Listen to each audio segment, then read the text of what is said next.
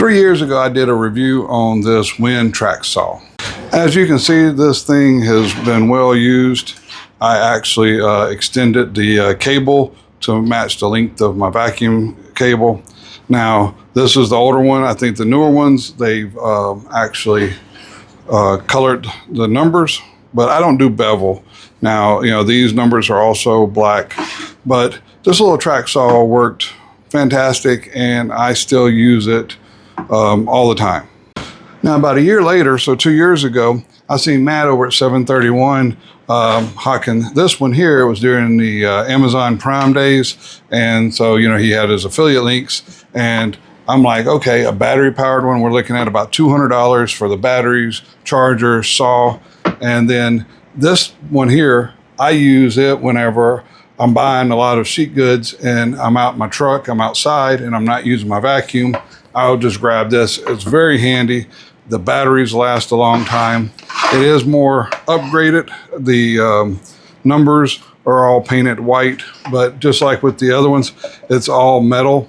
Now, a couple months later, I seen Matt actually did a review on this, and you could tell he had a bias. You know, he uses a Festool, that it was junk. He was trying to purposely, it seemed like, make it look bad, which I thought was weird since he's the one who was hawking this during the Prime days, but I guess that's how it goes when you get big.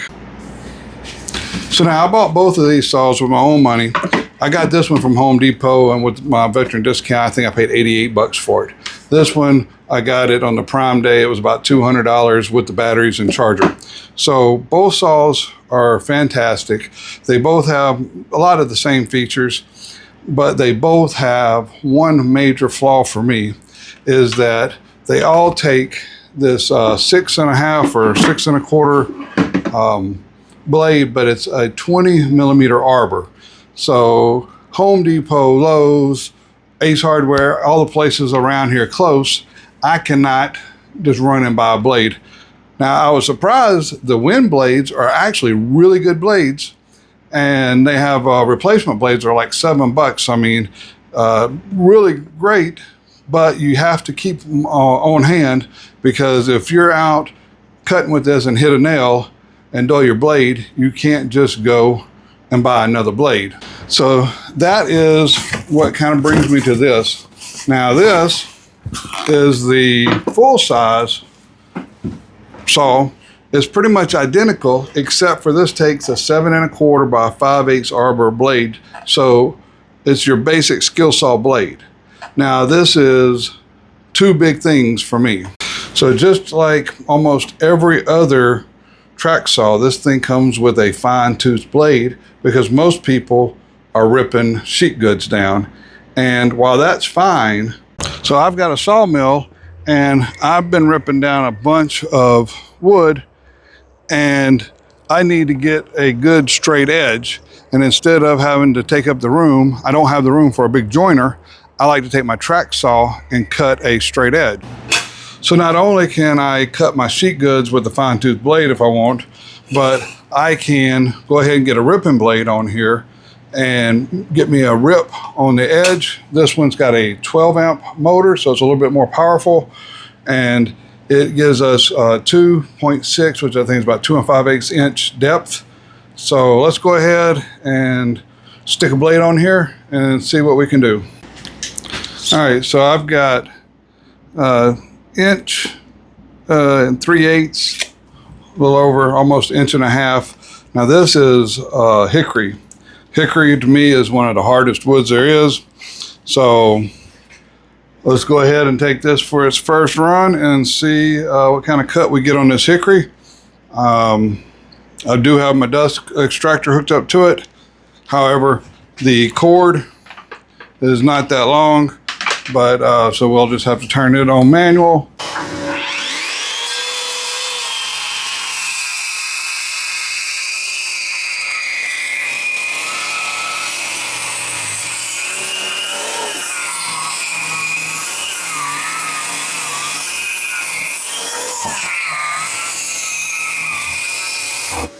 So that turned out to be a better test than what I had planned.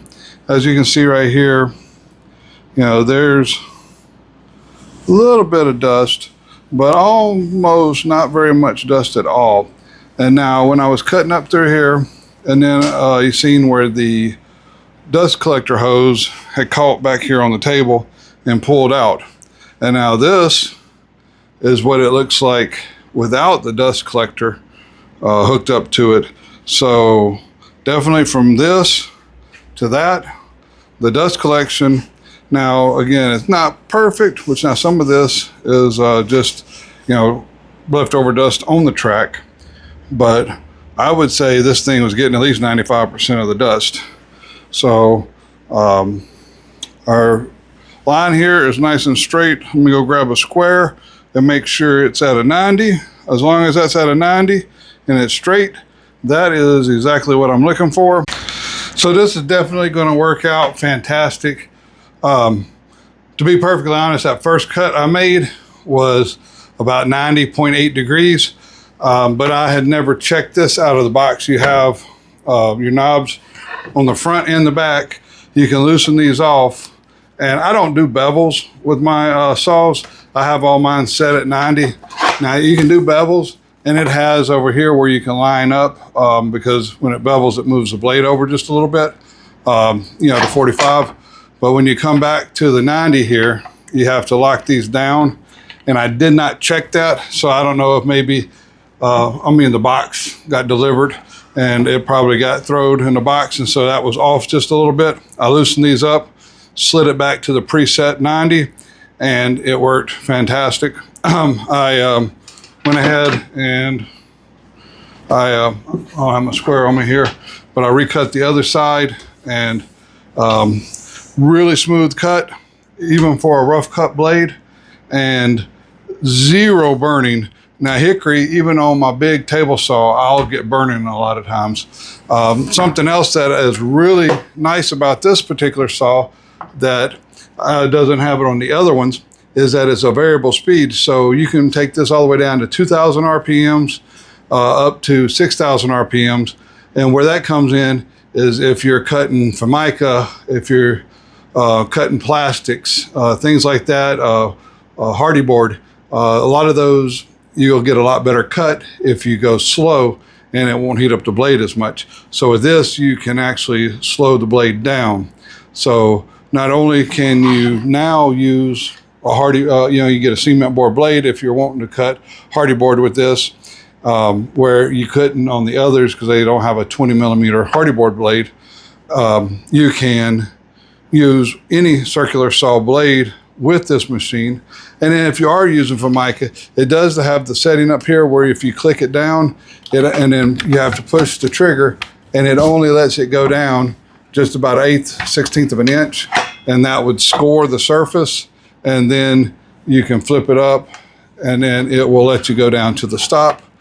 The little stop here has an extra feature that you can flip up if you're not using a track, and that gives you the compensation so you can still use, like I had this set for 1.5 inches since it was 1 3/8, and I was using the track.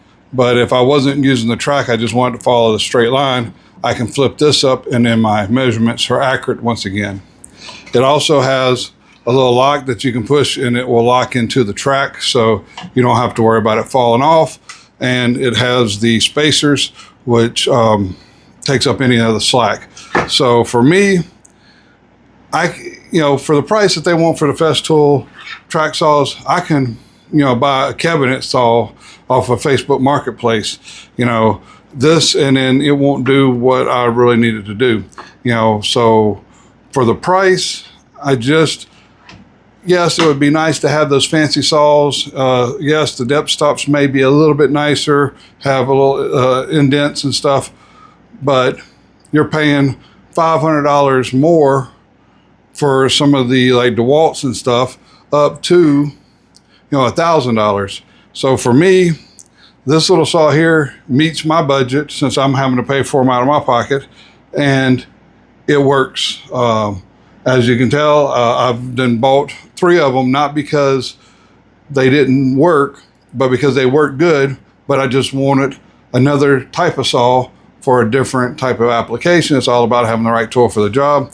So when we're out at the sawmill, cutting up 2x, I can cut a wide board and I can cut it to my 1.5 inches, and then I can throw my track up on it with this and rip out my actual boards, since my sawmill only will cut like a 3-inch throat on it.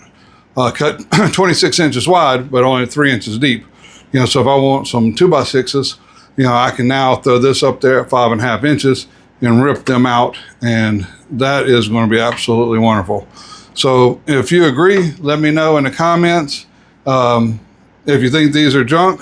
But in all my other videos, I haven't had hardly anybody. I don't think I have had anybody. It's been 3 years, so I may have had somebody I forgot about, but almost every single comment has been about people who have the wind saws, that use them, like them, and they work fantastic.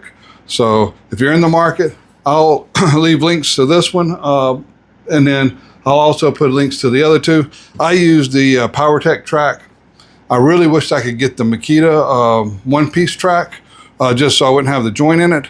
But the joint really has never given me any problem. I just would have liked the one-piece, but every place, even the ones that have the free shipping, want to charge an extra like $200 for oversized shipping. So if you know where I can get one of those, a one-piece, 8-foot, like 110-inch tracks, let me know. With that doesn't charge outrageous for the shipping, I appreciate it. And until next time, I hope everybody has a wonderful day.